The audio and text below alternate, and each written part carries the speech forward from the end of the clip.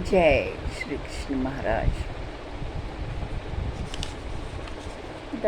ये जो हमारे अवतार आते हैं ये लीला करते हैं हम मनुष्यों को समझाने के लिए कि इस संसार में कैसे रहना होता है और क्या क्या अच्छे काम करने होते हैं। ये सारा जो है ना ये लीला अपनी जो करते हैं।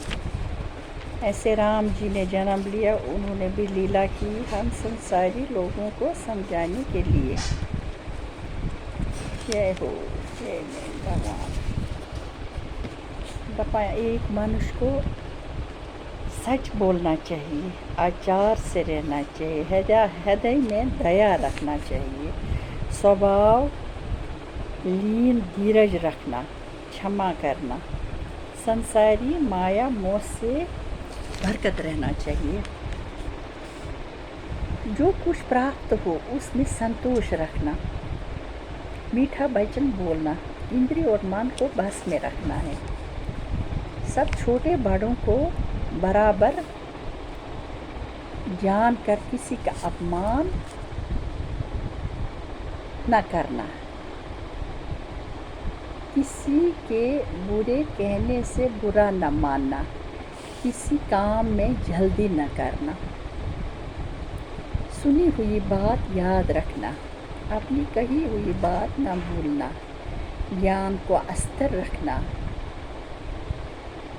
मन में बैराग रखकर स्त्री और लड़कों से ज़्यादा मोहब्बत न रखना, दौलत पाकर किसी से अभिमान की बात न करना। ये कलयुग में ज़्यादा है।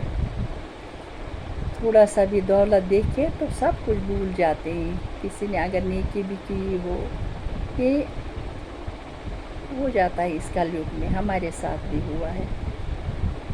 जिनका साथ दिया, जब उनको दौलत आने लगी तो एकदम अहंकार आ गया। तभी ये भगवान ने पहले ही बोला है कलयुग में ऐसे गुण आते रहेंगे। ज़्यादा ताकत होने से घमंड न करना,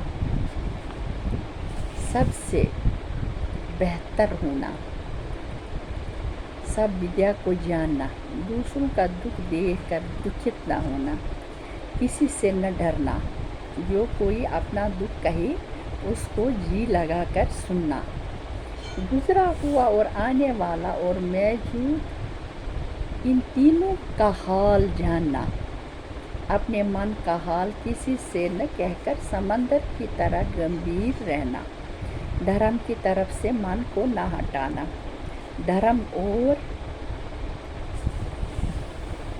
वेद की इच्छा करना, दुनिया में ऐसा काम करना जिसमें सब कोई अच्छा कहे, आँखों में मरदत रखना, किसी जीव को दुख न देना, जो कोई दुखी हो अपना मतलब कहे उसका मतलब पूरा कर देना, परमेश्वर का तप और ध्यान करते रहना, सबसे अधिक बलवान होना, किसी शूरवीर को तीनों लोक में कुछ माल न समझना, साधु ब्राह्मण और महात्मा का आदर करना और उपकार करना, बैल रूपी धर्म। श्याम सुंदर को इन सब गुणों के होने पर भी कुछ अहंकार नहीं था, सिवाय 36 गणों के और बहुत से अच्छे कर्म उनमें थे। जिस वक्त उनको याद करती हूँ उस वक्त मेरा कलेजा फटा जाता है। देखो, जिस लक्ष्मी के मिलने के वास्ते सब देवता और दुनिया के लोग इतना तप और जप करते हैं, वही लक्ष्मी कमल बन छोड़कर दिन रात श्याम सुंदर की सेवा में रहती है। इसलिए मुरली मनोहर के मन मैं दासी हूँ।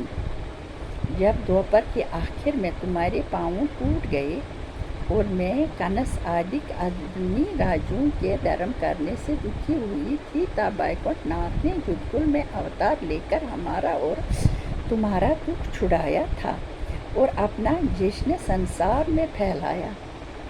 ऐसे परोपकारी पुरुष के जो का दुख कौन सह सकता है। गौ रूपी पृथ्वी बैल रूपी धर्म से ये कहती थी तो राजा परीक्षित खड़े हुए सुनते थे इनकी बातें।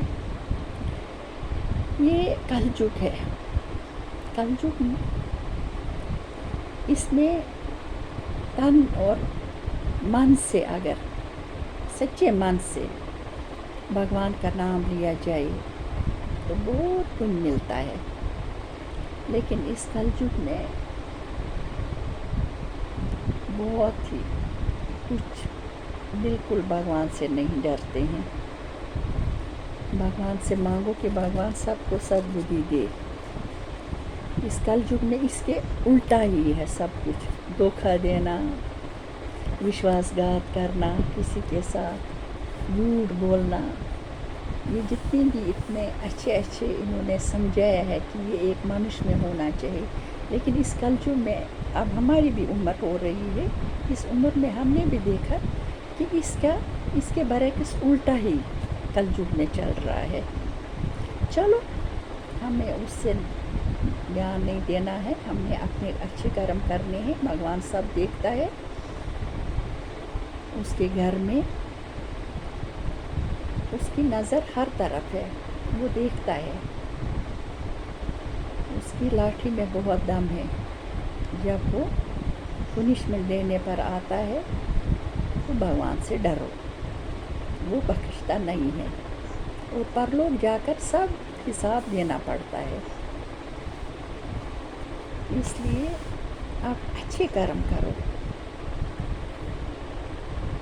किसी के साथ बुरा मत करो।